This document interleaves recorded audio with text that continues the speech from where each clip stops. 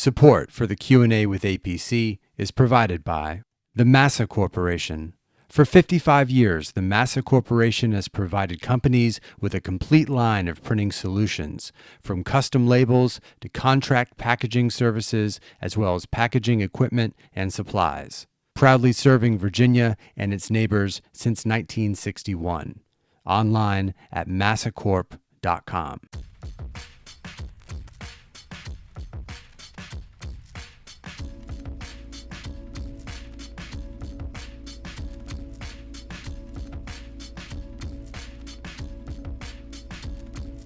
This is Andrew Paul Cronin, and you're listening to the Q&A with A.P.C., the show that features conversations with artists, cultural figures, policymakers, performers, and other innovators living in Virginia.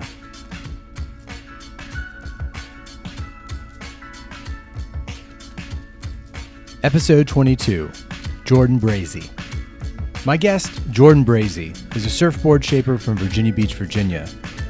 Jordan began shaping surfboards as a teenager and soon after started his own company, VALARIC Surfboards. In addition to VALARIC, Jordan also shapes surfboards for wave riding vehicles, a surf shop with locations in Virginia Beach, Kitty Hawk, North Carolina, Puerto Rico, and Japan. In January 2017, Jordan won the Surf Expo Shape Off, an annual contest where a handful of shapers are selected to recreate a famous surfboard design from a rough blank in 2 hours. Jordan was the youngest person ever to win the contest. In this episode of the Q&A with A.P.C., Jordan describes what it feels like to ride a wave, his most frightening surfing experience, the importance of science fiction on him and his company. We play rapid fire, and he talks about winning the 2017 Surf Expo Shape Off.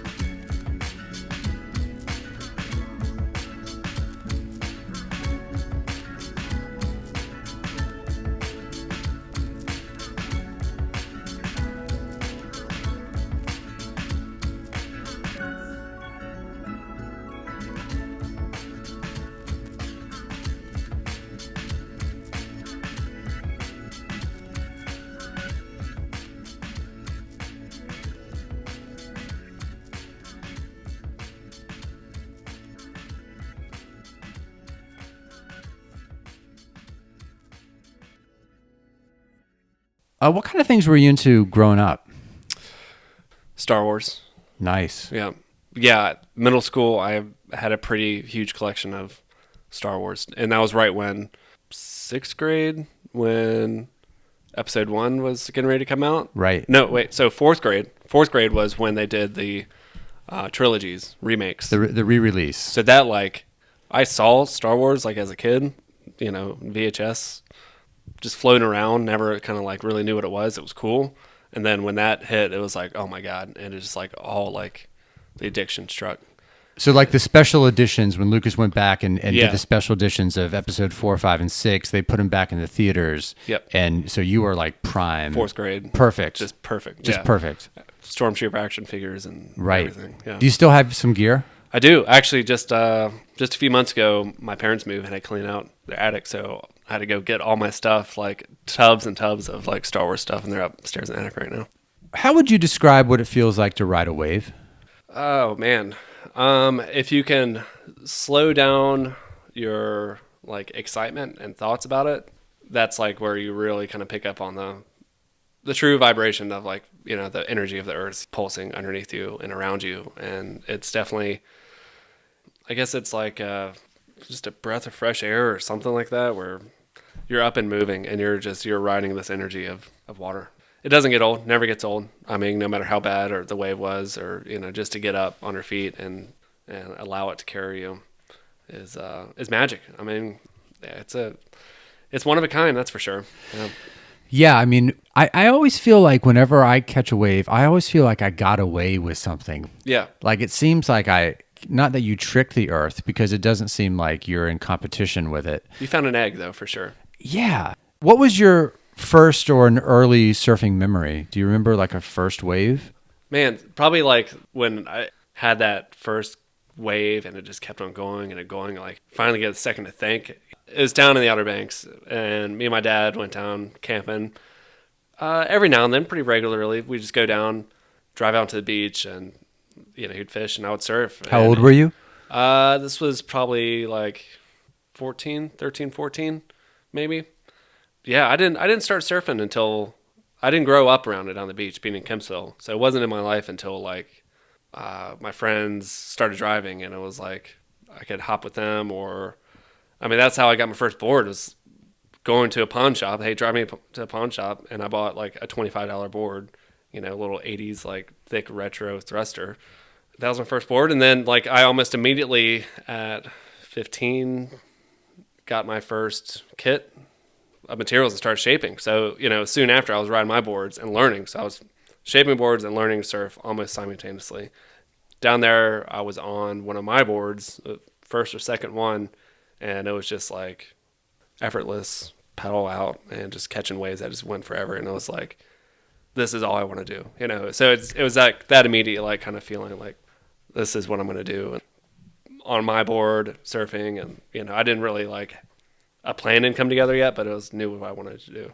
And for you, it was the combination of riding the wave, but also that you had provided yourself with the tool to ride the wave. So there was the marriage of both that kind of made it. I was mesmerized, like looking at my board and my feet. That was getting me like down the wave kind of thing.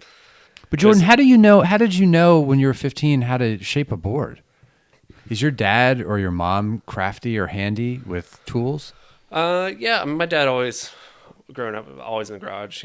He liked to make a lot of stuff. A little small wood shop out in our garage.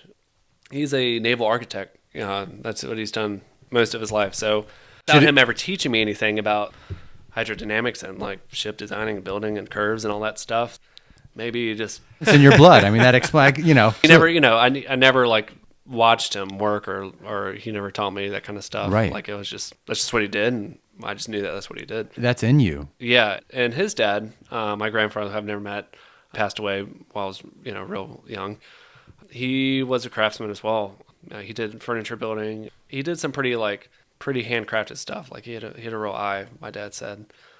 So yeah, third generation as far as I know. Absolutely. Right. That's interesting because I feel like that explains so much of it, that surfing was something that you loved, but you had the curiosity, I think, probably from within to want to be hands-on to create the board. Yeah. Jordan, describe the East Coast surfing scene. It's hard to capture all of East Coast because it's so many. I feel like there's layers and worlds, and Florida's its own world for sure. It should be like a separate. What makes Florida its own world? I guess it's the seasonless, so it's a little more thriving, and it is a busier and always has been a busier surf community and building manufacturers. A lot of surfboard builders down there. And then North Carolina, having Outer Banks is kind of like its own world there. It's small, skinny little islands, and like it's its own community and it's world-class waves. So yeah, that's kind of like always been like the North Shore of the East Coast a little bit, and that's just right down the road from here. Virginia Beach, it's kind of like the belly button of the East Coast. It's just it's insane how much of a surf town this place is for what this town offers for surf. But I mean, we've had the East Coast Championships for over 50 years here, and it's kind of been a hub for the sales reps of the industry on the East Coast. And yeah, that's here. It's kind of like more surfers than there are waves. And then go up more north. Jersey's rad. I've surfed there a few times now. Those are cool beach towns up there. And then you get up into New England, and that's where it's just like otherworldly. I mean, New Hampshire. Start getting rocks and point breaks and like some legitimate setups. My first time going up north surfing to Newport, Rhode Island, came around the bend and saw this A-frame, like it was clean and it was probably 8 to 10 foot. Just this picture perfect A-frame just reeling in. It's diverse, it's seasonal, and I think that challenges the one who lives on the East Coast and surfs year round. The history of surfing is tied very much to the history and innovation of surfboard design. They started out as like crude, these huge wood planks, right? And now they're super modern fiberglass, polyurethane, things like that. What's the basic progression of the surfboard? Design-wise, it's we hit like a peak for sure. I think one of the biggest drawbacks in surfing evolution was in the 90s, where Kelly Slater and, other professional surfers dictated what to ride and what to sell for board manufacturers. And they were selling boards that they surfed on tour and at their level that most average surfers, didn't need for everyday conditions. And that really kind of dampened a lot of trends and a lot of evolving, you can't really progress when you're not having fun or working it. I've noticed, like my style and what I like to do and what's kind of echoed across, all the surf manufacturing is going back and looking at things that did work throughout the eras and bringing them back and modernizing them. We've actually gone a little bit back, but bringing it, forward to the good old days. This is probably similar to that. How has the way in which people ride a wave changed over time? I guess for only like in my lifetime would be, starting in that 90s where it was very just shortboard and aggro and shredding a wave to now like more people really care about just getting quality rides and maximizing the use of a wave and not so much like ripping the top off. It's more open-minded, I guess, it's just what I'm seeing. It's try everything, surf everything, try all kinds of waves. What challenges do the inconsistent East Coast waves have on surfers and shapers? We have different waves, so we do shape boards differently. For our waves, it's beach breaks, it's quick. It can be soft one moment, it can be super fast the other. It can be steep, it can be flat, mushy, all in one wave. So we got to have boards that design caters to that. And with the waves, sometimes being a little more inconsistent or a little more short period, they come and go so quick. You don't have a chance to take a design out and surf the same wave for a whole week straight. On a swell, we have 1, maybe 2 days at it. So yeah, it takes more time. It takes a lot more sessions than just a couple of days in a week. How do you field test a design without actually making the surfboard and having someone paddle out with it? Because there aren't wind tunnels. So isn't that costly and uncertain, the way to do business? I don't really release models until, they're dialed in. It could be anywhere from 6 to a dozen, plus tries to really dial in something in a general direction. From what I started and what it ended, it could look totally different, or it could be the exact same, and I lucked out, it worked great. So yeah, it definitely takes time, and it takes a circle of friends to take my board out, give me some feedback. And I've always shaped myself boards. I'm a pretty average weighted guy. So I'll shape boards for me to have, and then I'll just let them go among, the circle and get it tossed around and get feedback from everybody. That's been my quickest way, I guess. So when you get feedback, can you go back into the shaping bay and trim something? Or once it's made, and it's made and it still works. I mean, as long as it floats. At this point, I have a basic platform to make a board move. Now, to make it do different things and have different feelings, that stuff kind of changes. But it's gonna carry you, unless we go insanely off the grid into experimental level. There's a good foundation to my designs by now. On the profile picture on your Instagram, you have the Disney Sword in the Stone King Arthur kid. What's the reason behind that? I don't know. I've always loved that movie. I kind of picture myself having a wizard as a teacher and Archimedes. It was just one of those movies that always I loved, and then I'm not much of a selfie picture kind of guy, or I don't know. I just felt like that picture of him drinking coffee and listening to Archimedes, explode his brain of knowledge, was just good. I just liked it. It looked good. It's bright and has that kind of animation color to it. And sticking it. There's a space sci-fi aesthetic around your company. Explain the thinking or the reasons behind that.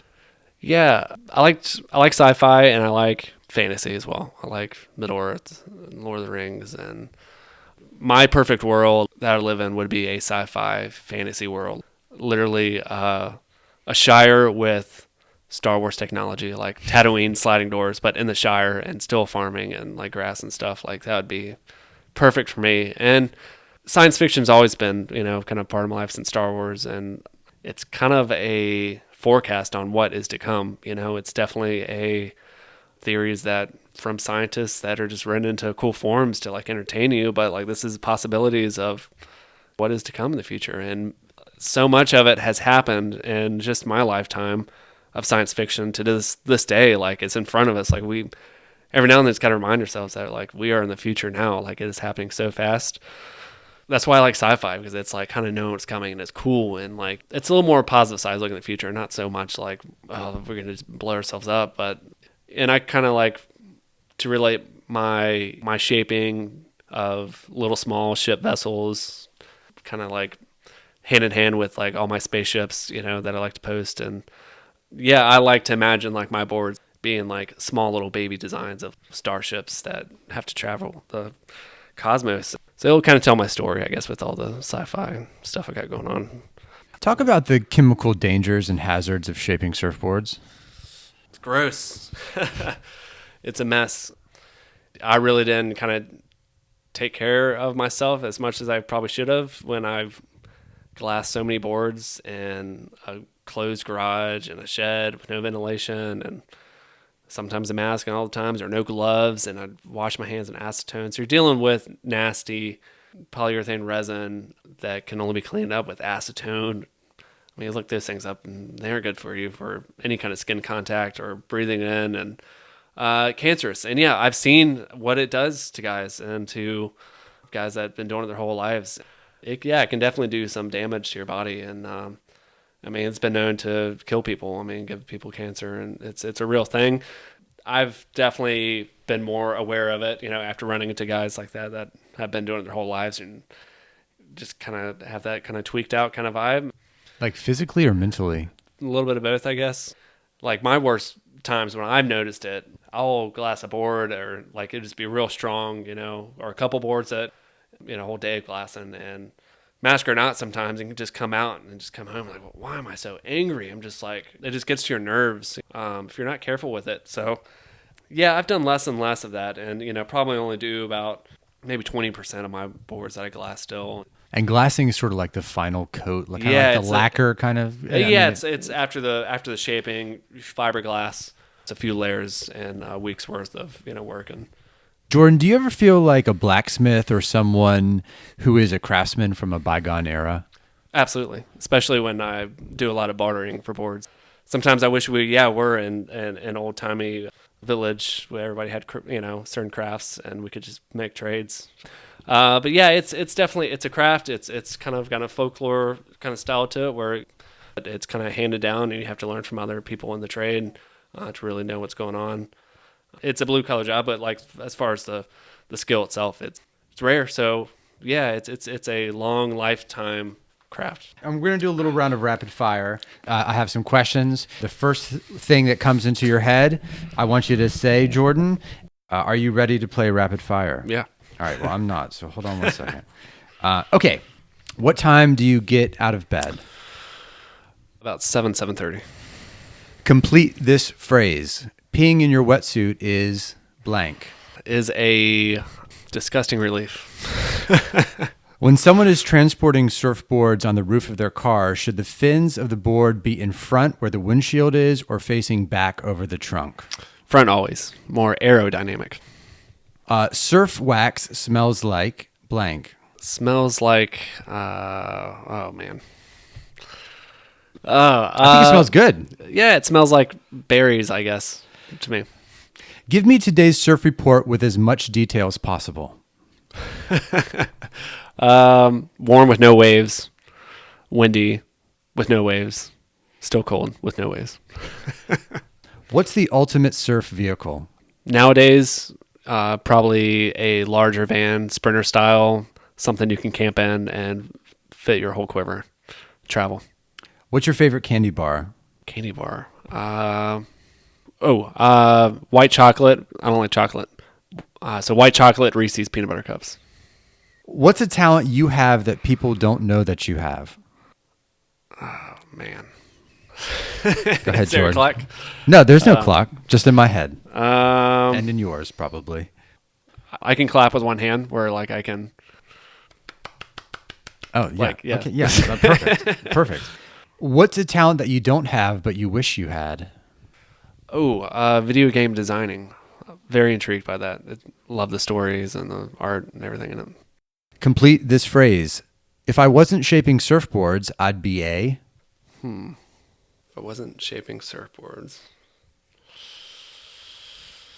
I don't know. I never really gave myself a chance. Not sure if a chance to think about it. All right. All right. Well, how about this one? What's your favorite movie?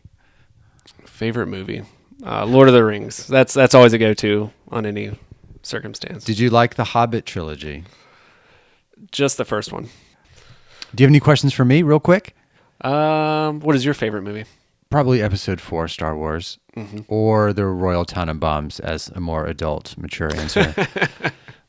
Yes. Jordan, thank you so much for playing Rapid Fire slowly. Not a problem. How did Kelly Slater become the best surfer of all time growing up on the East Coast? That's a good question. Not so much my field. I didn't grow up like competitive surfing or really like kind of like idolizing the guys really killing it. I was just kind of in my own world, figuring out what it seems like his personality. Like his personality is very drivey, very thought out, equations, mind games. But yeah, who knows? I mean, who knows what kind of child upbringing it? I don't know. Right. That, it could be some deeper, maybe, just takes the right But ingredients to. But anyone on the East Coast, I think, to some extent, has a smaller canvas to paint with as a surfer. I mean, because I went to Hawaii once, and I remember surfing in Hawaii, and just the rides would last so long, and the shape of the wave was so consistent. You could be on this one peak, and it was basically wave after wave after wave, basically the same height, the same length, and I feel like I could progress so much faster with a consistent wave. But the East Coast it's tricky, whether you're in Florida or the Outer Banks or New England. Like it's so the shape of the waves they're just so inconsistent. But we do get you can find any wave on the East Coast that's anywhere in the world just about on the right day, in the right time, the right place. But you have to make it work more for you. So you're more aggressive surfing on the East Coast. Our waves are quicker on beach breaks. So you're making the best out of every situation. Every wave you get, you're making the best out of it, where you're not the luxury of taking your time, having like perfect waves all the time. So I guess it does kind of like train you a little more, going from here to a place with a point break and you're cruising. It's like, whoa, slow down. I'm not like, I can think for a minute. It's more of a training ground, East Coast, than anywhere. If you can make East Coast work to your advantage, you can make anywhere else work. Describe what you wear and what people need in order to surf in the dead of winter. It's getting a lot easier. The technology for neoprene and wetsuits are getting so much better. It's getting less stiff, more warm, more dry. Less water is coming into your suits. Growing up as a kid, it was like, you got to get the water in your suit so you can warm it up. That was the thing. Like, if you warm up the water, that's in your suit. And that's like the complete opposite now. Like you keep the water out because you have nice insulation on the inside. Just want to stay dry. And you can surf so much longer now. So booties, like little shoes, Yep. gloves, and a hood. Oh yeah, with the hood over the head. What is it like to surf in December and January? More time is going into it. You do, appreciate it more for whatever conditions you are out there on, for all the work it took and all the work it will take once you're out, when you're freezing and you got to take it all off. A little more solitude. It's less people in the water, nobody on the beach. So it's actually, I enjoy it. I love the solitude of winter surfing and just crisp, clean. It's really refreshing to be able to still stay in the ocean. And it's kind of like therapeutic too. Like when you are cold and you get out of the water surfing, it's almost, you got like a natural like body high from the temperature change and the surf stoke. And it's like a little bit extra ingredient to surfing. Will wave pools ever be a legitimate alternative to the ocean? There's technology out there that's sort of within the past 4 years, that is really sort of looks like it's beginning to maybe change something to make these pools something that could be replicated across the world. Yeah, I think there's a future for it, but will it affect the lineup immediately in the ocean? Maybe. Maybe it'll take people out of the water. Who knows? But you're guaranteed not going to get the same feeling. You're not. It's speed. It's like speeding up the whole process and like skipping the whole waiting and the like slowing down your life pace and like meditation out of it. And that's all part of like the experience. When you're out there, like it's a break away from everything and digital world, and it's a win just paddling out all the time anyways, whether you get like a wave or not. So to have like something that's so theme park and tell you when and how many waves you get, and then you're done, and then this next person, like, seems like added stress, to it. And I don't know. For some people, like, I guess growing up or getting into that, from the start or whatever, then, they won't know what they're missing, but it's going to happen. The technology is only getting better. So the city of Virginia Beach makes it illegal for surfers to surf from 11 a.m. to 4 p.m. from Memorial Day through Labor Day. And this rule is strictly enforced with patrols, tickets, and even arrests. What is your explanation for this? Seems like most of the city of Virginia Beach really caters towards the tourism for summertime, and they want what's best for the tourists, and they want to let them be able to have the beach and piddle around in it. While this beach town does that, and I think a couple others do, I'm not sure the stats on how many, but there are the beach towns on the East Coast where you can surf any time of day as long as you have a leash on, and I think it plays out fine. There's no issues. You can't surf everywhere. If there's no good bar or something, nobody's gonna surf there. So there's surf areas, they move. If we were allowed to surf everywhere, anywhere, any time of the day, I think it would naturally play out fine. Like, people will get it and not be like, well, I can just go out wherever I want to, or, stand on the beach, wherever. You kind of respect the surfers as we respect people, to swim on the beach. So I don't know, I hope it changed. Do you think it will change? Maybe. I mean, it's possible. I don't really ever see any surfers like plowing through the Griswolds, though. I mean, it's just like it doesn't really happen. What is your most frightening surfing experience? Probably just one of the longest, most violent hold downs. What's a hold down? A hold down where the pressure of the wave keeps you down below the surface of the water. You're twisting, turning all over, not sure kind of which direction's up. You're trying to keep track of it. But yeah, the force of the wave not allowing you to swim back up till the energy of the wave has passed.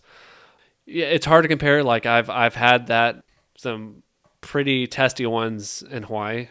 As far as distance and like coral reef rashes, I've been dragged across what felt like half a football field. At the same time, like, I kind of had the feelings like, well, I'm in Hawaii, and this is what happens. I guess this is normal. But probably more scary ones have been just right off the beach here or in Hatteras, where it's just more energy slamming over just a couple feet of water. And just even a couple feet of water, I mean, you can stay pressed and you can take a slamming harder. I think probably the worst ones have actually been here at home in the Outer Banks. Wrong spot, the wrong time, and just a lot of energy on you, and just a nice dark hold down for longer than you want. What makes surfing so addictive? Yeah, it's one of a kind. I mean, it's related to anything else. Boarding wise, like, yeah, you're on a board and maneuvering, but you're working with nature to make things happen all at once. You're dancing, with this energy, and it's still kind of like fully hard to explain what's really going on. But yeah, it's a unique experience. I mean, every wave is different. Every single ride is completely different. So you can guarantee a new feeling, each time. To some extent. In January of 2017, you became the youngest person to win the Surf Expo Live Shape Off, which is a contest where shapers go head-to-head demonstrating their skills by replicating an iconic surfboard from a rough blank in about 2 hours. Talk about that win. Congratulations, by the way. Thank you. Man, pretty surreal, but without being cocky, I kind of had a good chance of going into, like, a good feeling, very confident of going into it. I was at the expo the year prior and saw it actually in person. I knew of this competition, and they've been doing it for several years. And I've always taken pride in recreating boards. Customers every now and then come say, I have this magic board. Can you recreate it? I'm like, I'd love to. It's a chance to test my shaping and how good can I recreate the curves and lines and everything. So I've been used to doing that. I always get a few of those a year. As soon as the last expo was done, I sent Ricky Carroll, who runs the competition, an email. I was like, hey, just throwing my hat in. Yeah, just seeing if I can be part of it, if it's possible. I'm Jordan with VALARIC, and I shape for WRV, and if there's any room, let me know. So, a month later or two, I get a call. Said, yeah, hey, we're putting it together now if you want to do it. Yeah, absolutely. So you didn't know what the board that you would have to recreate was when you submitted your name No, not at all. Yeah. It's a secret. It's a secret. Well, yeah, the board, until the first day of the competition, they had it like in the room, set up expo, and then it was there. So it was sitting in the in a board bag when we were setting up first day at expo.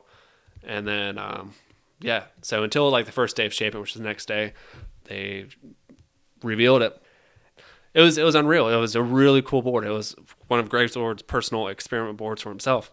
So that was kind of a curveball, but I was stoked. I was like, let me just think about it, break it down, what this board, the feature it has. And I was like, okay, well, I do all these features, just on different kind of boards. So where should I go from here?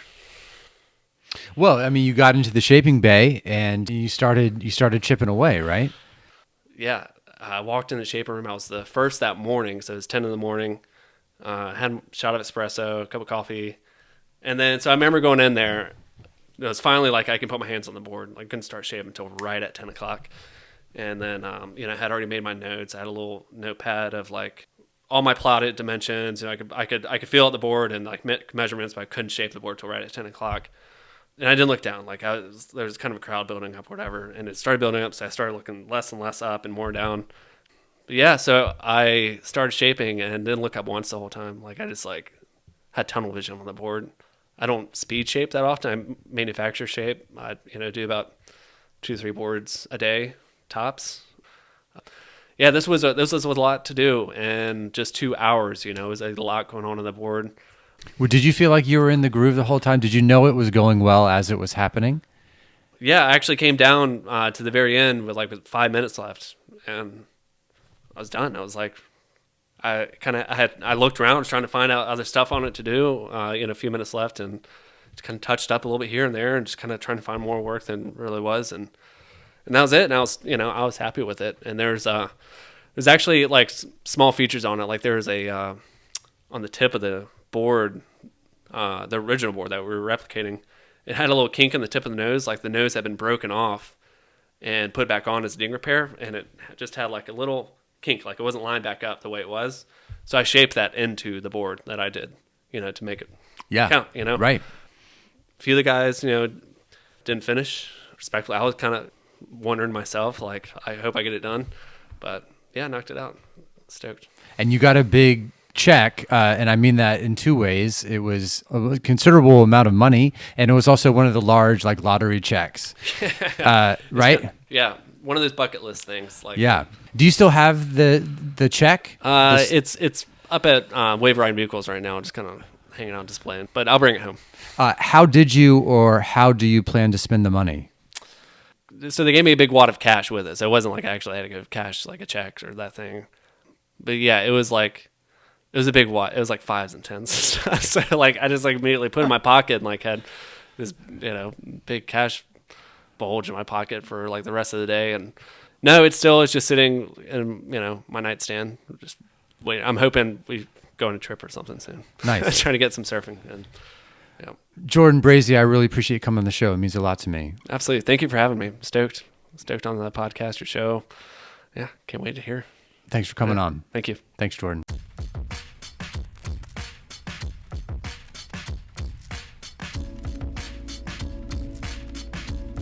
This is Andrew Paul Cronin, and you've been listening to the Q&A with A.P.C.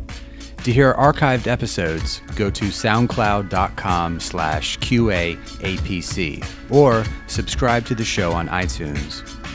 For exclusive content, including upcoming shows, behind-the-scenes pictures, and more, follow the show on Instagram, Twitter, and Facebook at QAAPC. The executive producer of the Q&A with A.P.C. is Ben Riley. The music was arranged by Soup.